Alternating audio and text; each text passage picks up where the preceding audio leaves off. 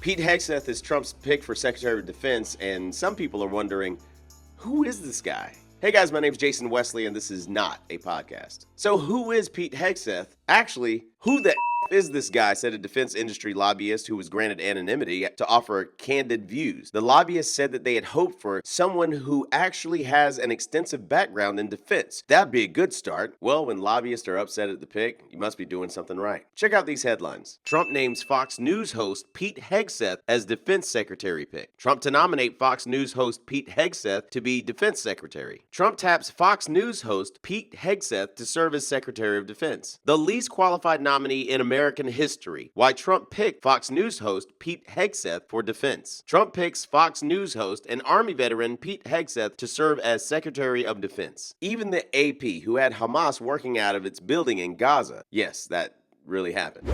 That's after this Israeli airstrike on a building in Gaza City that housed offices for the Associated Press and Al Jazeera. Right. So we did have 1 hour's notice from the Israeli military that they were going to target that building with a missile strike. We didn't know any other details, but we knew to get out. A former Associated Press editor suggested that Hamas did have offices in the agency's Gaza City building, which Israel destroyed over the weekend. But even the AP ran this story. Trump Pentagon pick had been flagged by fellow service member as possible insider threat. Pete Hegseth, the Army National Guard veteran and Fox News host nominated by Donald Trump to lead the Department of Defense, was flagged as a possible insider threat by a fellow service member due to a tattoo on his bicep that's associated with white supremacist groups. You know what the tattoo says? Du Volt. Now, I may be mispronouncing it, but it means God wills it in Latin. But you'll never guess how the fellow service member found out what it meant. Hegseth, Gaither wrote, had a worrying tattoo on his bicep with the inscription, Du Volt. A search online suggested to him that it was a Christian expression associated with right-wing extremism. Du Volt is a Latin phrase meaning God wills it, a rallying cry for Christian crusaders in the Middle Ages. So this dude staring at Pete's biceps sees a word in Latin and goes to Google and types it in. The first thing that comes up is Wikipedia, which I'm not going to get into why that's not exactly credible. But the first paragraph at the bottom suggests that in the 21st century, Christian nationalist movements, as well as Christian right and far right groups, have adopted the motto as a catchphrase. The very next line says, medievalist scholars have criticized this use as harmful and historically inaccurate. I'm going to add the Secretary of Defense nominee, Peter Hegseth, the Fox News commentator as well, because this is someone who, weekend host, important distinction. This is someone who, is known to be a white supremacist, known to be an extremist. Here's MSNBC host. The future of the United States military on the line as Donald Trump nominates a Fox News weekend morning show host to be the Secretary of Defense is where we begin the hour. Anyway, here's Whoopi on The View introducing Pete Hegseth. You ready? Co-host of Fox and Friends Weekend. Not even like regular. Weekend. Pete Hegseth? Hegseth? Yeah. Okay, Pete Hegseth. And he's picked him to be U.S. Secretary of Defense. Now, MAGA supporters and detractors are trying to figure out, what? Because of this pick. She later said that he clearly doesn't know anything about the military. So is this the guy who's qualified to make decisions about the most powerful military in the world, who clearly does not know anything about the military? You know, and also I feel insulted. Oh my gosh. And you clearly don't know anything about him, Whoopi. If you listen to any of these ladies on The View politically, you're probably wrong, emotionally distraught, or just heading in the wrong direction politically. So who is Pete Hegseth?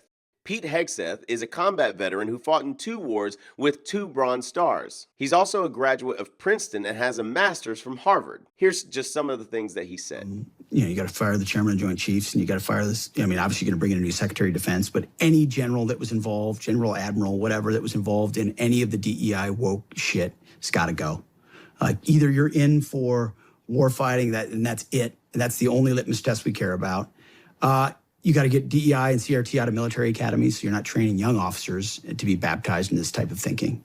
And then, whatever the standards, whatever the combat standards were, say, in, I don't know, 1995. Let's just make those the standards. And as far as recruiting, to hire the guy that, did Top Gun Maverick and create some real ads that motivate people to want to serve. People don't want to serve because they don't trust that their senior leaders are going to have their best interest in mind in combat. Straight up just saying we should not have women in combat roles. It hasn't made us more effective, hasn't made us more lethal, has made fighting more complicated. We've all served with women, and they're great. It just, our institutions don't have to incentivize that in places where not traditionally, over human history, men in those positions are more capable. Even Democrat Elizabeth Warren, who's been referred to as Pocahontas due to her not being native but claiming to be native on the Texas bar application and authoring a recipe of powwow chow in a cookbook claiming to be Cherokee. Why did you list yourself as an American Indian on this Texas bar application? So this was about 30 years ago, and I am not a tribal citizen.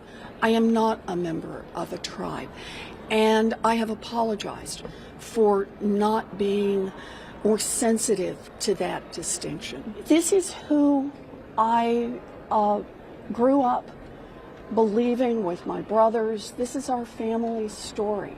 But even Elizabeth Warren tried to introduce Pete Hegseth as a Fox host to her followers. She writes this on X: a Fox and Friends weekend host is not qualified to be the Secretary of Defense. I lead the Senate Military Personnel Panel. All three of my brothers served in uniform. I respect every one of our service members. Donald Trump's pick will make us less safe and must be rejected.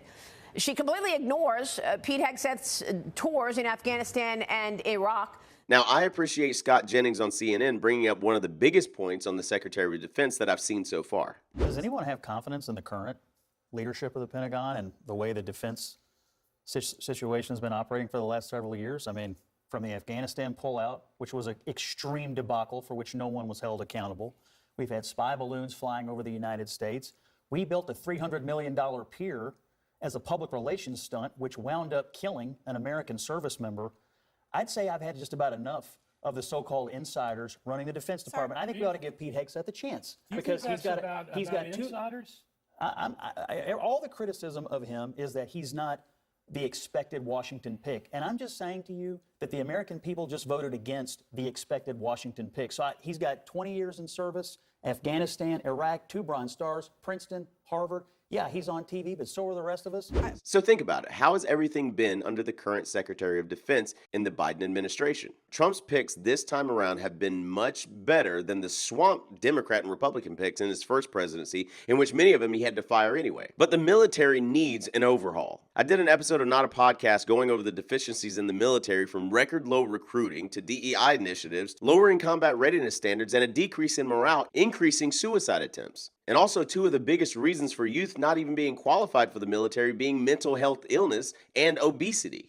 Last year, the Army failed to meet its recruiting goal for the first time, falling short by 15,000 recruits, or a quarter of the requirement. 75% of Americans between 17 and 24 years old are not eligible for military service. Being overweight is the biggest individual disqualifier. We want young men and women that are physically and mentally fit. One of the things I appreciate about President Trump is his ability to speak to the people at the bottom.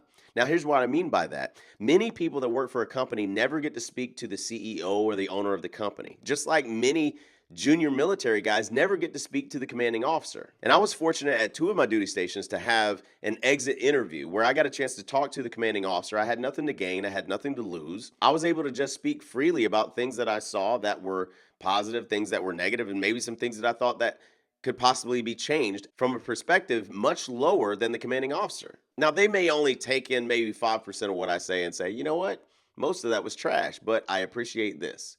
But they may take a lot of it, and there may be some things that they didn't know about going into the interview. So I appreciate having the opportunity to do that. But Trump did a similar thing, and the top brass didn't like it. Those sources say the president lashed out, suggesting Mattis should fire the general in charge of Afghanistan, venting, quote, "We aren't winning," influenced, it seemed, by a meeting he'd had earlier with veterans of the Afghan war. Those same sources tell NBC News some in the room were taken aback by an analogy the president made, referencing the renovation of a favorite New York restaurant led by an outside consultant to illustrate how those on the ground might make better decisions than those at higher levels. His point was perhaps it would have been better if that owner had gone to the employees who are working in the restaurant rather than hired someone from the outside, and it's wasted a lot of money. Sources tell NBC News the president left the meeting without deciding on a strategy and that his advisors left stunned.